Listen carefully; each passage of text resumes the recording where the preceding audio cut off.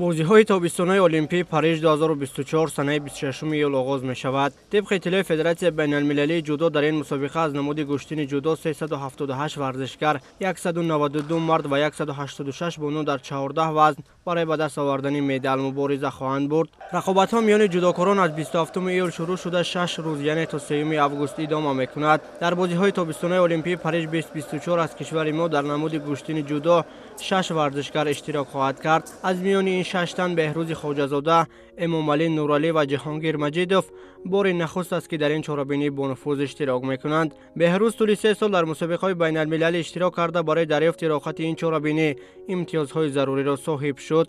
دستپروران منتخب جودوی تاجیکستان برای برآمد با موفقانه و رسیدن به دستاورد نظررس در بازی‌های المپی پاریژ امسال هم در داخل و هم در خارج کشور در مشق‌های دسته‌جمعی شرکت داشتند.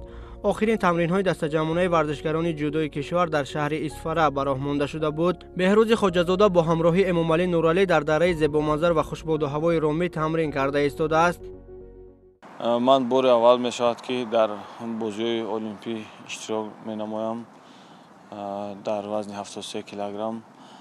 این یکی از آرزوهای کودکی من بود که من بسیار وقتی که مشق را شروع کردم می‌خواستم در بازی‌های المپی اشتراک کنم و سزاوار مدال گردم و خوشبختانه من به این بازی‌ها راحت گرفتم و کوشش می‌نمایم که به سر بلند در این بازی‌ها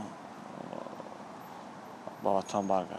آمادگی ما در یک سطح خیلی خوب برقرار گشت. ما در چندین مشق‌های دسته‌جمعانه اشتراک نمودیم و در سطح خوبی ورزشی قرار داریم. مورد به یادآوری است که بهروز در سال جاری همگی در 3 مسابقه گرند اسلم پاریژ، چمپیونات آسیا و گرند اسلم دوشنبه هنرنمایی کرده در وطن خویش تا به فینال رفت و صاحب نشان نقره شد. در قیاس به دیگر مسابقه و بازی‌های المپی در دلخواه رشته سخت و سنگین سپری می شود، زیرا در این مسابقه بهترین های هر وزن به هم می آیند. در بازی‌های المپی پاریژ 2024 برای به دست آوردن نشان‌های افتخاری وزن تا 73 کیلوگرم که بهروز خواجه‌زاده محض در همین وزن هنرنمایی می‌کند، 30 جودوکار مبارزه خواهد برد. یادآور می‌شویم که در این رده‌بندی بهروز خواجه‌زاده در زینه نهم قرار دارد. رئیس شهر دوشنبه محترم رستم امامعلی با ما ورزشکاران ملاقات نمودند و برای ما توصیه‌های خیلی خوب دادند، ما را روح بلند نمودند و گفتند که ما با شما ورزشکاران باور داریم، از قفای شما 10 میلیون تاجیکستانی شما را دستگیری و مخلصی می‌نمایند و شما به خود باور کنید. این سخن‌ها را گفتند و ما را وادار می‌سازد که ما بسیار به یک آمادگی جدی به این مسابقات سفربر گردیم.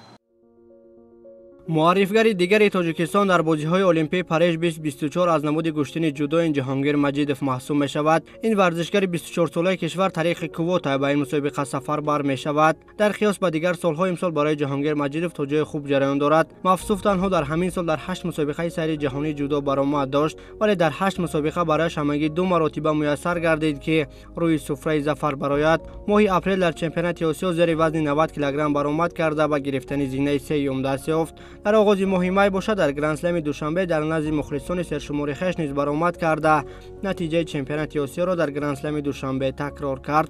در قهرمانی جهان جهانگیر مجیدوف شرکت کرد، ولی مفصوف در این چهاربینی محتشم هفتم شد. باید بگوییم که جهانگیر مجیدوف این نتیجه ها را بعد وزن خود را از 90 به 100 کیلوگرم عوض کردن به قید گرفت.